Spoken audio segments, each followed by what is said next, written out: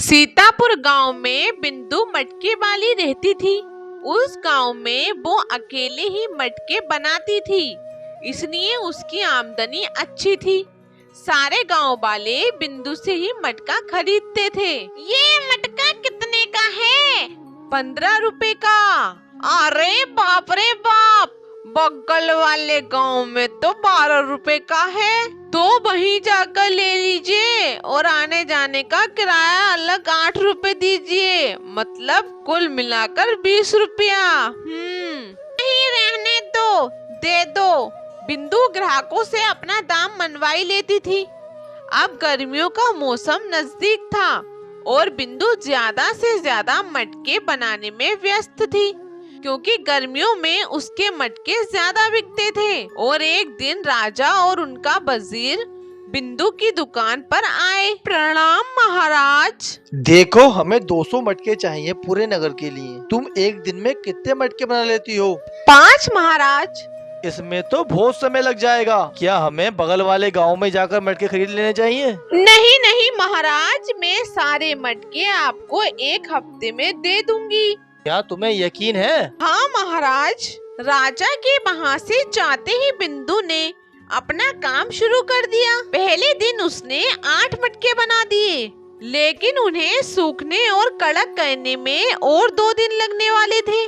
मैंने महाराज को बोल तो दिया, लेकिन मैं ये करूँगी कैसे? बिंदु सोचने लगी और उसे एक तरकीब सूझी। वो बाजार गई और उसने वहाँ से प्लास्टर खरीद लिया। अब बिंदु ने मिट्टी में प्लास्टर का पाउडर मिला दिया, इससे उसके मटके बनते ही सूख गए। अब बिंदु खुश थी, क्योंकि दूसरे ही दिन बिंदु ने 30 मटके बना लिए थे। ऐसा करते करते 6 दिन में बिंदु ने सारे 200 मटके बना लिए। सारे मटके देख बिंदु बहुत खुश थी। 7वें दिन वजीर आए और वो बिंदु के मटके देखकर चौंक गए। जरूर कुछ दाल में काला है। मिट्टी के मटकों को बनकर सूखने में 3 दिन तो लग ही जाते हैं, और 7 दिन में 200 मटके बनाना असंभव है। वजीर ने एक मटका उठाया और उसे बजाकर देखा। उस मटके में गहरी आवाज नहीं आ रही थी। वजीर समझ गया कि दाल में कुछ काला है। वजीर ने सिपाहियों को आदेश दिया कि बिंदु को बंदी बना लिया जाए। बिंदु को राजा के सामने पेश किया गया और वजीर ने अपना संदेह बताया। अब तुम खुद सच बोलोगी या हम तुम्हें कोई सजा दें? नहीं महाराज, मुझसे गलती हो गई। मैंने ज्यादा मटके बनाने के लालच में मिट्टी में प्लास्टर मिलाया। मुझे माफ कर दीजिए महाराज, मैं फिर कभी ऐसा नहीं करूंगी। क्या तुम हमेशा ऐसा ही करती हो? नहीं महाराज, ये मैंने पहली बार किया है। राजा ने कुछ देर सोचा। देखो, ये तुम्हारी पहली गलती है, इसलिए तुम्हें हम माफ कर रहे हैं। लेकिन अगर तुमने दोबारा मिट्टी में प्लास्टर या कुछ और मिलाया तो तुम्हें आजीवन कारागार में डाल दिया जाएगा। मिट्टी जीवन है, लेकिन प्लास्टर जहर है, और हम ये हरगिज बर्दाश्त नहीं करेंगे कि हमारी प्रजा संकट में आए। लालच के लिए जहर का व्यापार ना करें, क्योंकि जीवन पैसों से बहुत ज्यादा कीमती है।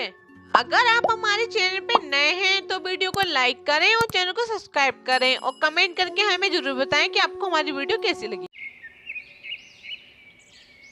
एक गांव में श्याम नाम का एक लकड़हारा रहता था। वह जंगल से लकड़ियां काटकर अपनी आजीविका चलाता था। जो लकड़ियां श्याम जंगल से काटकर लाता था, वो उसके पिताजी अगले दिन बाजार में बेच दिया करते थे।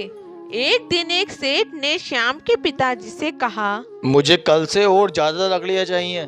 फिर श्याम जब अगले दिन जंगल गया तो उसने सोचा, आज तो जंगल के अंदर तक जाना पड़ेगा, तभी ज्यादा लकड़ियाँ मिलेंगी। और ये सोचकर श्याम जंगल के अंदर तक गया तो उसे बड़ा बरगद का पेड़ दिखा, जिस पर एक दरवाजा लगा हुआ था और वह चमक रहा था। अरे, ये कैसा पेड़ है जिस पर दरवाजा लगा हुआ है? चल के देखता हूँ, आखिर इस दरवाजे के अंदर है क्या। और फिर श्याम ने धीरे से वे दरवाजा खोल दिया। उसने थोड़ी देर चलने पे देखा कि वहाँ तो एक पूरा शहर है। वाह, एक पेड़ में इतना बड़ा शहर। और श्याम शहर में घूम ही रहा था कि उसे आवाज आई, बचाओ बचाओ बचाओ। ये किसकी आवाज है? जब श्याम ने जाकर देखा तो एक गहरे गड्ढे में दो आदमी फंसे हुए थे और मदद के लिए चिल्ला रहे थे। तो श्याम ने झट से अपनी कमर पर बंधी रस्सी को खोला और गड्ढे में डाल दिया। ये लीजिए, ये रस्सी पकड़ के बाहर आ जाइए। हमारी मदद करने के लिए धन्यवाद। तुम कौन हो?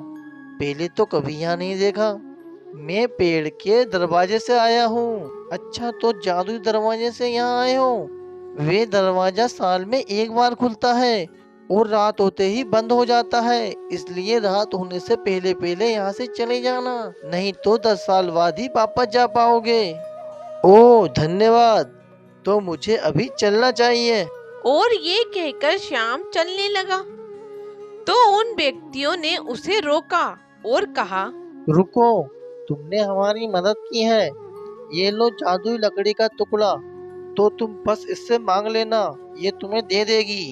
वह लकड़ी लेकर श्याम थोड़ा आगे गया ही था कि उसे एक बूढ़ा व्यक्ति दिखा जो खांस रहा था। तो श्याम उसके पास गया और बोला, पापा, आपको कोई मदद की जरूरत है? हाँ बेटा, मुझे लकड़ियों की जरूरत है, पर मैं अब बूढ़ा हो चुका हूँ, इसलिए खुद लकड़ियाँ काट नहीं सकता हूँ। तो श्याम ने अपनी जादुई लकड़ी से कहा, ए जादुई लकड़ी, मुझे ढेर सारी लकड़ियाँ दे।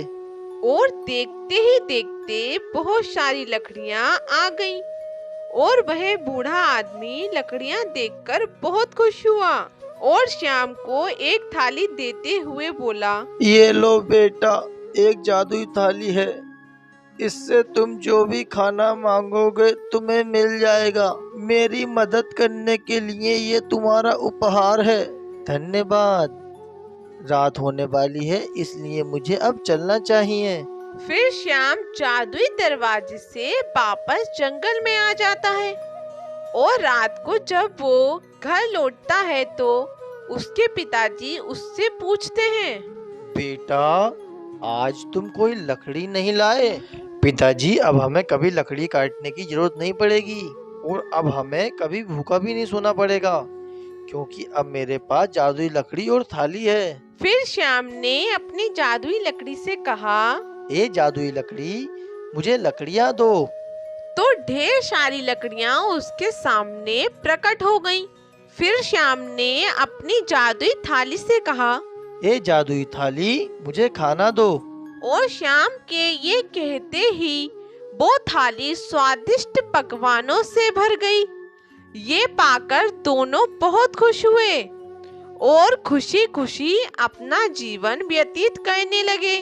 बच्चों, इस कहानी की सीख ये है कि हमें हमेशा दूसरों की मदद करनी चाहिए, उसका फल हमेशा अच्छा होता है।